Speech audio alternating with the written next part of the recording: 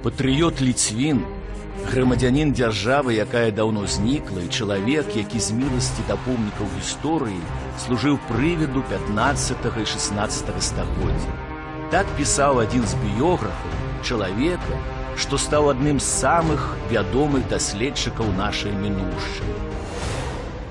А пачынаўся доўгі шлях Ігната Даніловіча ў невялікай вёсачцы Грыневічы, што недалёка ад Бельску на Падляшшы. Здольнасці да навукаў ды працавітасць дазволілі яму яшчэ навучэнцу гімназіі ў Беластоку падпрацоўваць школьным настаўнікам. Збіраючыся звязаць сваё жыццё з юрыспрудэнцыяй, Ігнат Даніловіч у 1810 годзе паступае на факультэт маральна-палітычных навук Віленскага універсітэта.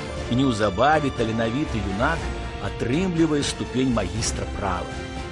Падчас расійска-французскай вайны малады навуковец выяўляецца прыхільнікам аднаўлення незалежнасці Рэчы Паспалітай. Таму пераязджае ў Беласток і працуе сакратаром пры французскім губернатары. Пасля вайны Ігнат Даніловіч вяртаецца ў Вільню і неўзабаве пачынае цікавіцца не столькі практычнай юрыспрудэнцыяй, колькі гісторыяй права. У 1817-1819 годах ён здзейсніў навуковую вандроўку, у час якой наведаў бібліятэкі і архівы Варшавы, Масквы, Петербурга. І падарожжа гэтае падаравала навукоўцу сапраўднае вялікае адкрыццё. У бібліятэцы канцлера Румянцева Ігнат Даніловіч знаходзіць збор законаў вялікага князя Казіміра, што лічыўся даўно страчаным.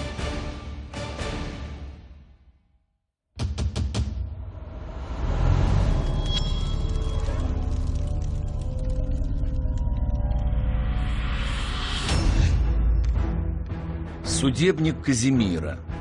Першы кодэкс крымінальнага і крымінальна-працэсуальнага права Вялікага княства Літоўскага. Складзены па загадзе вялікага князя Казіміра Ягайлавіча. Быў зацверджаны Соймам у 1468 годзе. Праца над помнікамі гісторыі права стала на першае месца для Ігната Даніловіча. Разам са сваімі сябрамі Ігнатам Алдакоўскім і Яўхімам Лялевілем ён рыхтуе да выдання статуты Вялікага княства Літоўскага, а таксама збор каралеўскіх і велікакняскіх прывілеяў. У 1822 годзе ў Вільню вяртаецца даўні сябра Ігната Даніловіча па Віленскім універсітэце Міхаіл Баброўскі. Разам яны здзейсняць амаль рэвалюцыйнае адкрыццё, знойдуць знакаміты супрасільскі летапіс, найвялікшы стараславянскі кананічны рукапіс, які захаваўся да нашых дзён, і тым самым пакладуць пачатак даследаванню беларуска-літоўскага летапісання. Праца Даніловіча пра літоўскія летапісы паклала пачатак навуковаму вывучэнню беларускага летапісання.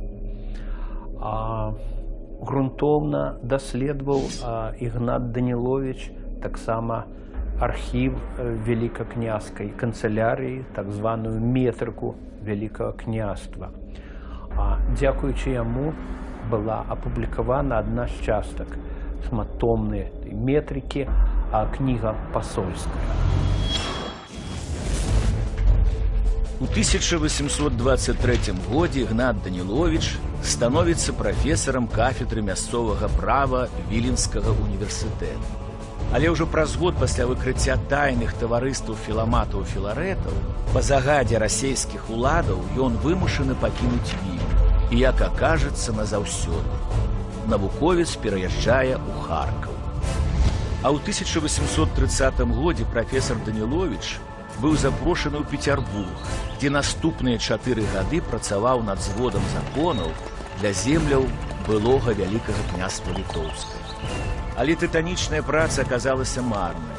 Расійскія ўлады цалкам скасавалі дзеянне статута.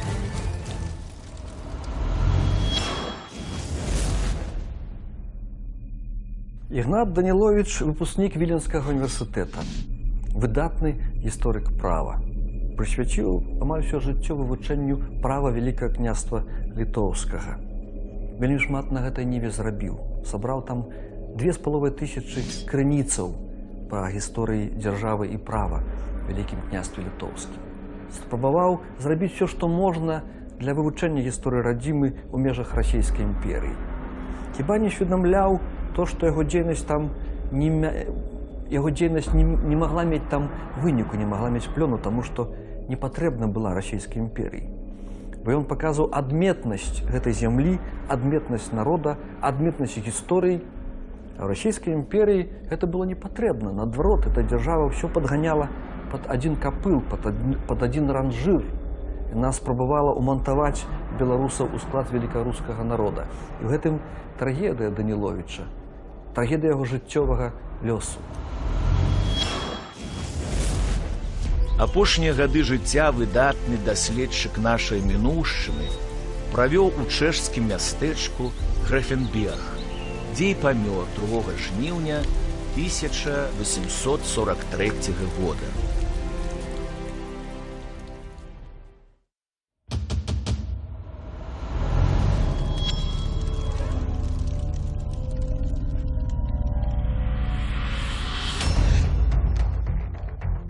Ужо пасля смерці навукоўцы пабачылі свет кнігі пасольскія метрыкі Вялікага княства літоўскага.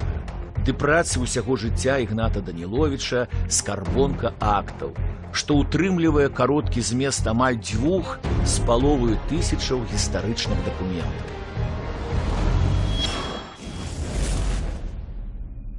Менавіта гэта стала для Даніловіча магутным падмуркам яго мары пра адраджэнне незалежнасці нашага народа, адраджэння той мовы, вядома ўжо на іншым узроўні, а на якой былі напісаныя нашыя славутыя статуты.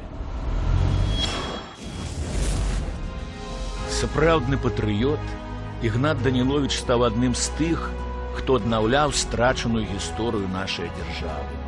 І многім з таго, што вядома сёння пра нашу мінуўшчыну, мы абавязаны такім людзям, як гісторык і археограф, адзін з першых даследчыкаў помнікаў права Вялікага княства літоўскага Ігнат Даніловіч.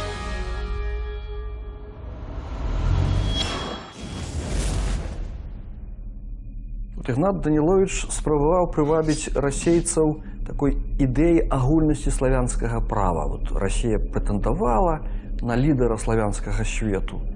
Але таксама гэта была ідэя утапічная, таму што фактычна гэтага адзінства не існавала. Былі славяне каталікі, заходнія славяне, былі паўднёвыя славяне праваслаўныя, былі славяне еўразіяты, як расейцы. І вось таму Даніловіч не быў такім вядомым навукоўцам ні ў расійскай імперыі, ні ў савецкія часы. Але хіба зараз прыйшоў час, каб яго уводзіць у кола праўдзівых герояў гістарычнай навукі Беларусі.